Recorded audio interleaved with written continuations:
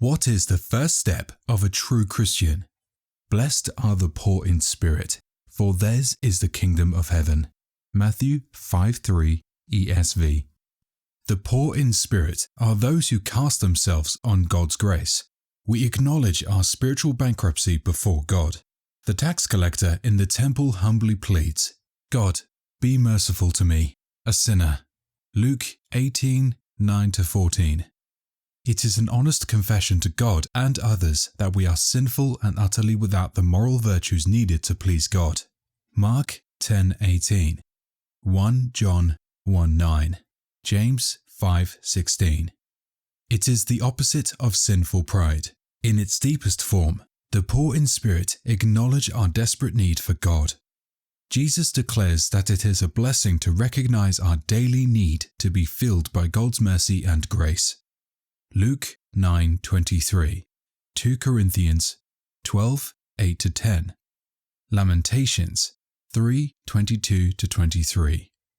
Poor in spirit is the opposite of us trying to pridefully pull ourselves up by our spiritual bootstraps to follow the law, which Paul warns leads to death. Romans 7:9-11. Thus, at the very beginning of the Sermon on the Mount, Jesus says that we don't have the spiritual resources in ourselves to put his teachings into practice. We can't fulfill God's calling by ourselves. Blessed are those who realize they are spiritually bankrupt, for this realization turns us to God and his ways, without whom we cannot fulfill what we are created to do and be. Matthew 6:33.